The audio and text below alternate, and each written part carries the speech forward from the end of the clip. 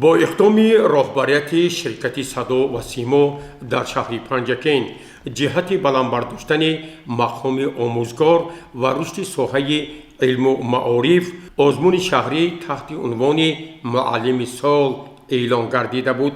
Санаи 17 августи соли 2020 дар як маросими тантанавӣ дар ҷамъомаде ки ҷиҳати идома додани соли таҳсили 2019-2021 дар коллеҷи тиббии шаҳри Панҷакен ба номи Абуалӣ ибни Сино баргузор гардид. аз тарафи намояндагони ширкати Садо ва Симо пиромони мазмуну моҳияти ин озмун маълумоти муфассал дода шуд. бо иқдоми роҳбарияти Садо ва Симо дар шаҳри Панҷакен соли гузашта барои баландбардоштани мақоми омӯзгор як озмун баргузор шуда буд ки аз рӯи натиҷаи чандбасти он яке аз устодон омӯзгорони варзидаи коллеҷи тиббӣ ба номи Абуалӣ ибни Синои шаҳри Панҷакен муҳтарам Зубайтулло Яҳёев ба дарёфти унвони муаллими сол дар доираи ин озмуни ширкати Садо ва Симо шарафёб гардид. сипас сарвари кулли ширкати Садо ва Симо дар шаҳри Панҷакен Искандар Ҳамидов дар як фазои тантанавӣ зери кавкубиҳои омӯзгорону донишҷӯён ба омӯзгори коллеҷи тиббии шаҳри Панҷакен ба номи Абуалӣ ибни Сино Зубайдулло Яҳёев дипломи ғолиби озмуни муаллими сол нишонаи сарисинагӣ ва ҷоми онро супорид ва таъкид кард ки мин баъд ин озмун аз тарафи ширкати Садо ва Симо идома дода мешавад. ба ифтихори 30-ин солгарди истиқлолияти давлати ҷумҳурии Тоҷикистон озмуни омӯзгори беҳтарин давом дода мешавад ва мин баъд барои дарёфти ҷойи аввал 30,000 сомонӣ, барои дарёфти ҷойи дуюм 2,000 сомонӣ ва барои дарёфти ҷойи сеюм 1,000 сомонӣ пешниҳод шудааст.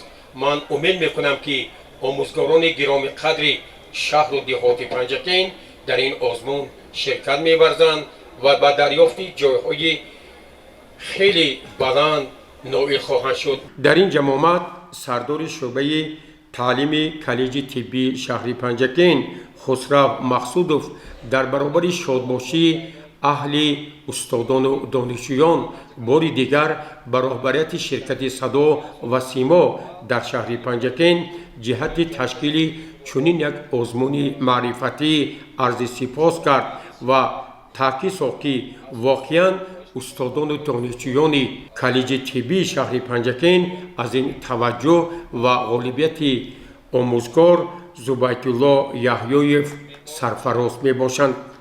воқеан дар чунин рӯзи фараҳбахш ки яке аз устодони мо ин ҷоизаро гирифтанд, аввал ба коргарони кумитаи Садо ва Симо изҳори миннатдорӣ карда ба ҳамаи шумо волидайнон, устодон, донишҷӯёне ки имрӯз қадам ранҷа карда омадед миннатдории худро мерасонем. дар ҷараёни ин гузориш мо бо сардори шӯъбаи таълими коллеҷи тиббии шаҳри Панҷакен Хусрав Мақсудов низ ҳамсуҳбат шудем. барои ҷамъбаст намудани соли таҳсили 2019-2020 бо қарори мушовараи вазорати маориф ва илми ҷумҳурии Тоҷикистон барои идома додани соли таҳсили 2019-2020 имрӯз мо тасмим гирифтем аз санаи 17 дарсҳои боқимондаро ба донишҷӯён то санаи 1 омӯзонем ва он барномаҳои таълимие ки нақшаашон буд нашуда буд то санаи 1 ба ҷамъбаст яъне ба хотима расонем. имрӯз чораҳо бар зидди бемории коронавирус дар коллеҷи тиббӣ андешида шуданд. тамоми донишҷӯён бо ниқобҳои ҳимоявӣ ва дари даромадгоҳ ҳарорати бадани онҳо санҷида мешавад ва дасти онҳо бо антисептик яъне зидди уфуқӣ карда мешаванд, тоза карда мешаванд ва симхонаҳо ҳамарӯза аз тарафи кормандони техникӣ бо маводҳои химиявӣ шушта таъмин карда мешаванд. тибқи пешниҳоди маркази миллии тестии назди президенти ҷумҳурии Тоҷикистон ба мо 360 нафар донишҷӯён дохил шуданд ки аз ин 105 нафарашон тибқи ройгон таҳсил мекунанд аз рӯи 4 ихтисос, аз рӯи ихтисосҳои кори ҳамширагӣ, кори момодоягӣ, кори фарматсевтӣ ва кори табобати дандон. ضمن صحبت چند نفر دانشجویان کورس اولی کالج طبی شهر پنجکین اظهار داشتند که آنها با مقصد بلند برداشتن سطح و صفت خدمترسانی طبی برای ساکنان دیار خویش این کسب را انتخاب کردند. بازار فیغلا خب کدام مکتب رو خط کرد؟ مکتبی 14 14 کدام دیگه؟ دهه کبوتسنگ کبوتسنگ. امروز با کدام مقصد تو به همین کالج طبی داخل شدی؟ با خدمت خلق وطن کدام اختصاص رو وارد بخونید؟ کاری همشیرگی کار همشیرگی.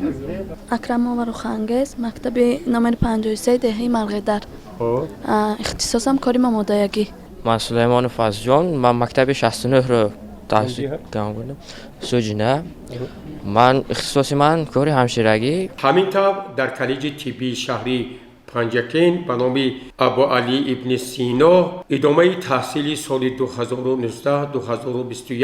با موفقیت آغاز یافت و استادان و دانشجویان در یک تالار پیام اساسگذار صلح و وحدت ملی پیشوای ملت پرزیدنت جمهوری تاجیکستان محترم امام علی رحمان را جهت آغاز روز دانش و تدبیرها جهت بلند برداشتن مقام آموزگار و رشد معارف شنیدند. گزارش عباس همراه‌ساده خیام جورایف از کالج طبی شهری پنجکین.